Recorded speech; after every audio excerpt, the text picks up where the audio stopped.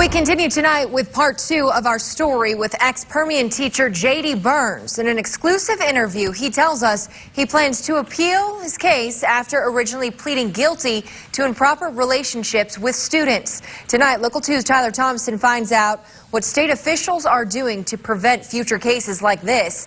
And we hear what final message the ECISD superintendent has for J.D. Burns. More money and stricter laws to stop the growing problem of improper teacher-student relationships. It's what the Texas Education Agency hopes to achieve at next year's legislative session.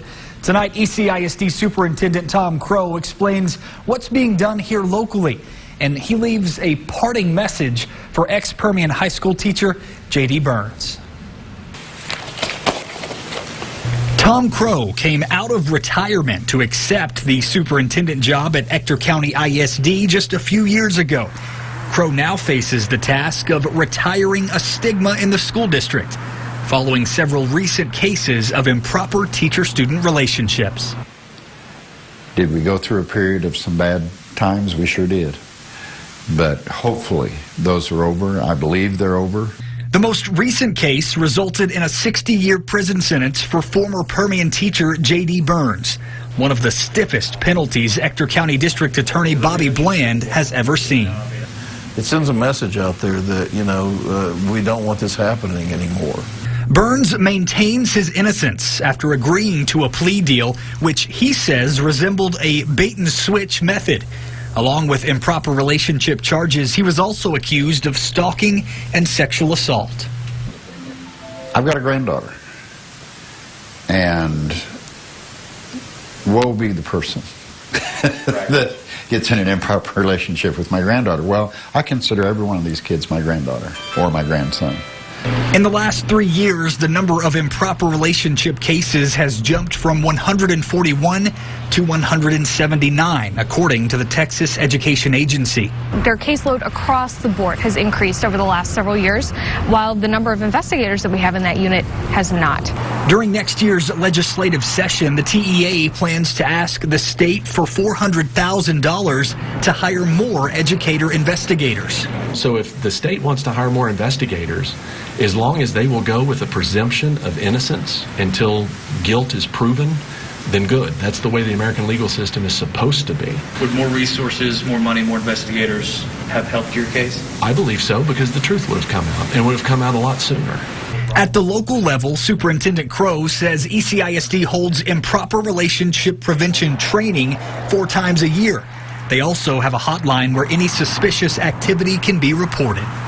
We keep it at the forefront of people's minds. Crow says social media has changed the game. It's forcing teachers to dot their I's and cross their T's more than ever before. Students do text teachers, teachers text about assignments and so forth. I've encouraged them to say, give me your parents' phone number also, and any text I send to you, I'll send to your parents. Along with more money, the TEA also plans to ask the state for stricter social media sanctions.